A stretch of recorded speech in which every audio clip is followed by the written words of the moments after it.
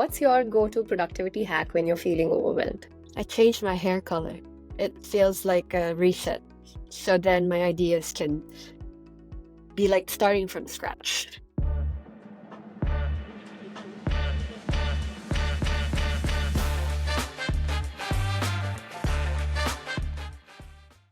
Hi everyone, and welcome to Human Insights Unlocked. We have a very special guest with us today, Michelle Fernandez. Michelle is an experienced design and marketing professional with a strong background of solving problems not just from market research, but also from a strong commercial background of extensive sales experience and frontliner management. With a strong understanding of diverse consumers, she has led brands such as Samsung, Marlboro, L'Oreal Paris, and many more.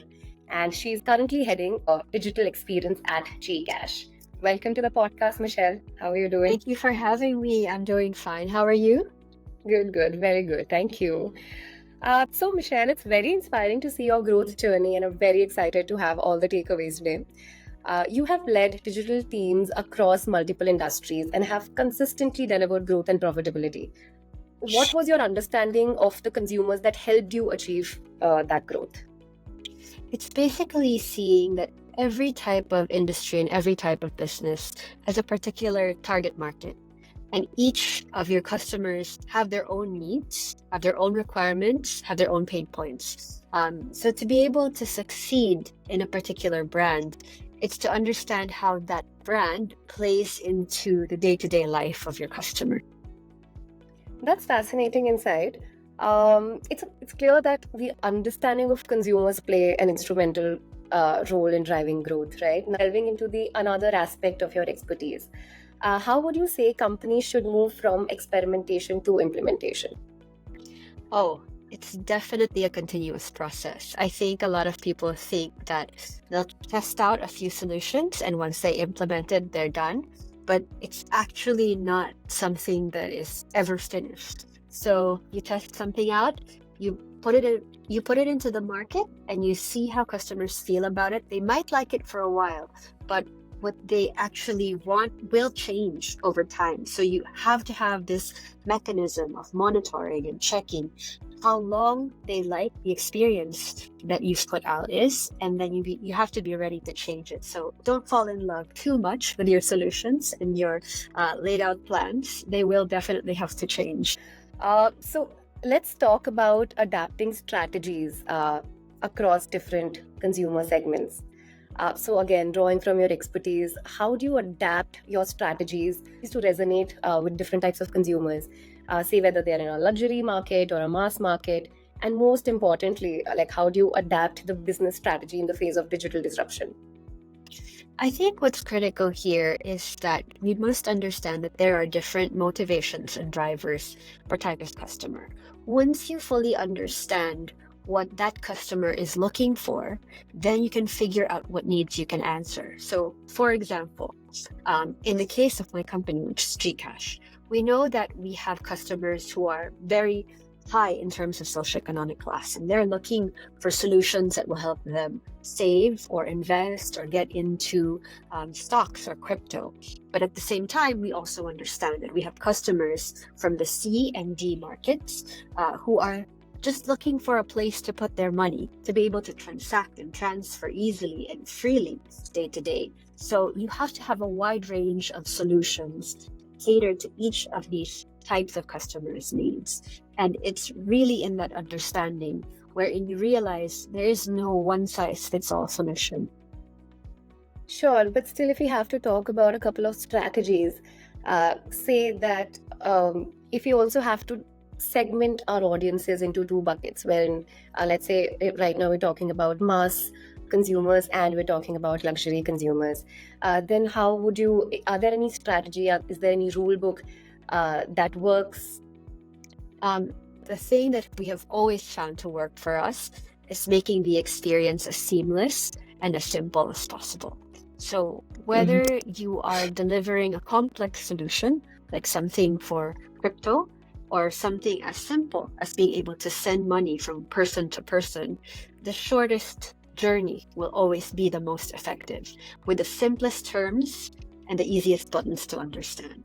So that for us is our key strategy in terms of delivering a solution that customers will eventually love after using it for maybe a few That times. totally makes sense. In fact, as a customer as well, I can totally imagine the product or the service working it out for me, where the entire process is seamless and smooth.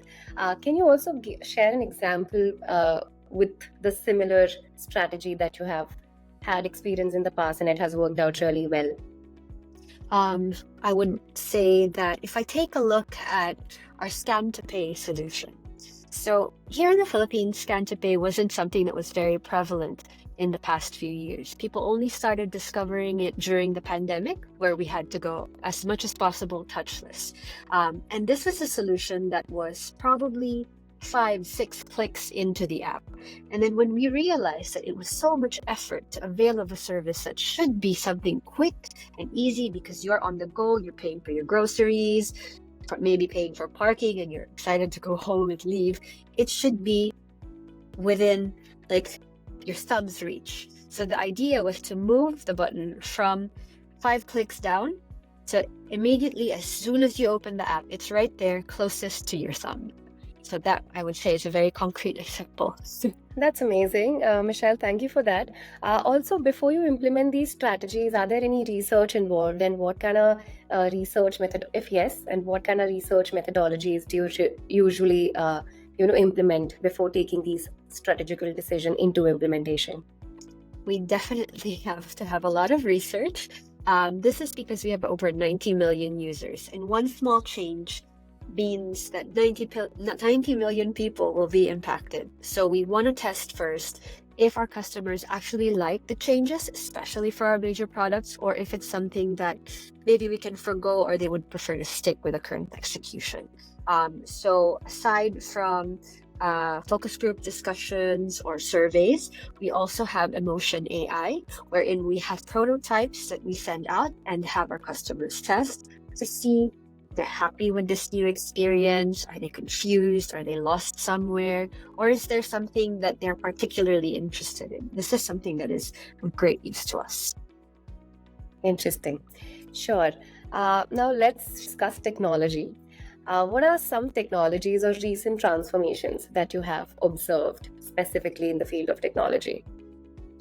Well, I think it's an over-discussed topic, but machine learning and AI is definitely there.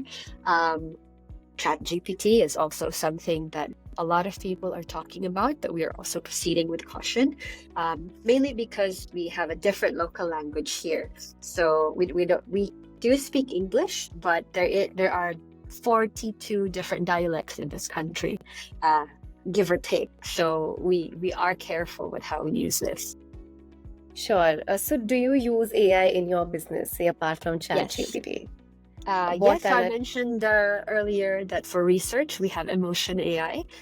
So this is actually a service from Entropik that we utilize when we take a look at our screens. We pre-test them and post-test as well. So this is something that really helps us map out how our customers are feeling through their faces, as well as how they use the app. So we can see heat maps.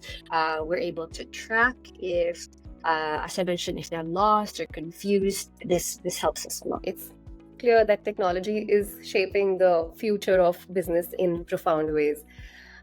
Speaking of technology, can you also tell us more about how the Emotion AI technology has been utilized by GCash in a way that it kind of transformed the way you used to do it earlier? Transform the app or transform how we do research? Transform the app, yes, the output as well, with respect to how you used to do it earlier, before the AI was in the conversation versus now. Okay, so before, if we wanted to change something within the app, we'd run very tedious focus group discussions. So this means that a major redesign, meaning something within our dashboard or a big use case, would take us about 3 months of testing, just because we really need to be sure, because there's a huge market that's using the service. So we can't make a mistake. And so we invest a lot of time in it. We have to recruit a lot of participants, go through the process of speaking to them lengthily, and then gathering all that information, transcribing it, gathering the insights, and then after all of that, digesting that information so that we can apply the learnings to our screens. Now, something that used to take 3 months just takes us maybe a week.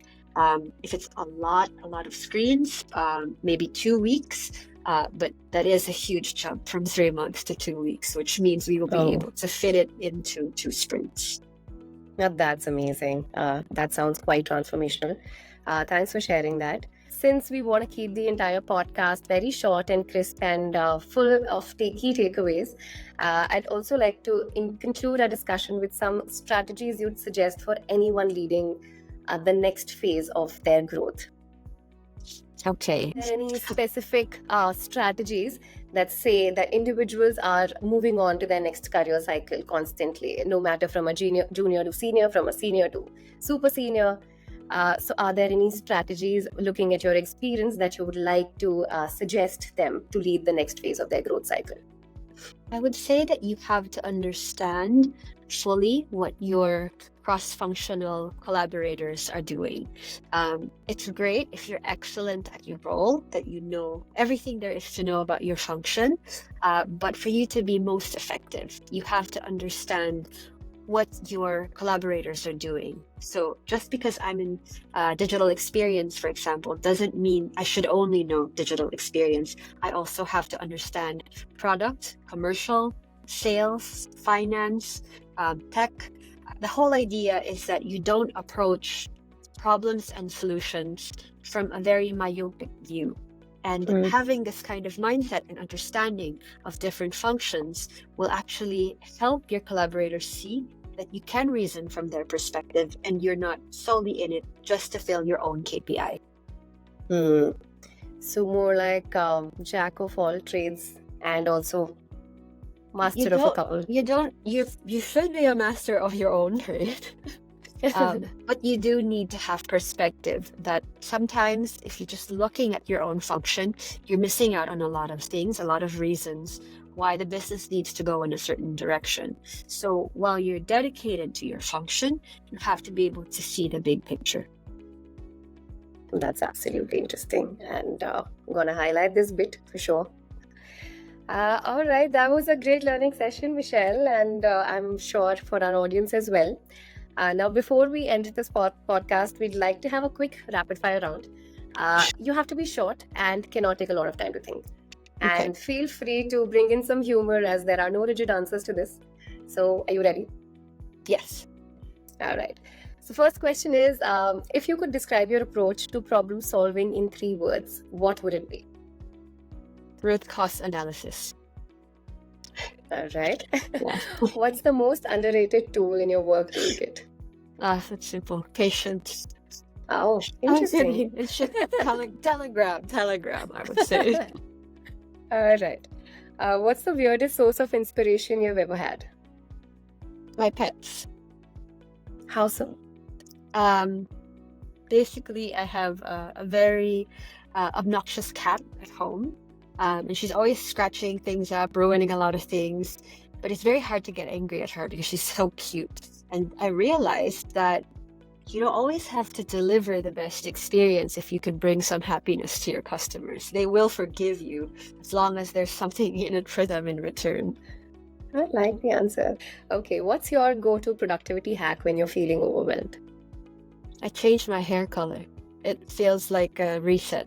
So then my ideas can be like starting from scratch. I totally love that. And to everybody who's hearing that, you should actually stalk Michelle. And she can carry every look and she just looks stunning always. That's a amazing answer. Okay, last but not least, if you could have a superpower to enhance your work, what would it be and how would you use it? To go back in time and bring data with me. Because even if you go back in time, there's no guarantee that you can convince your stakeholders if you don't have data. Oh, that makes a lot of sense. All right, with that, we come to an end right on time. Thank you so much, Michelle. It was damn fun talking to you. Thank you. Thank And you for having. Okay. Thanks so much. Enjoy the rest of your day. you too, Michelle. Thank you.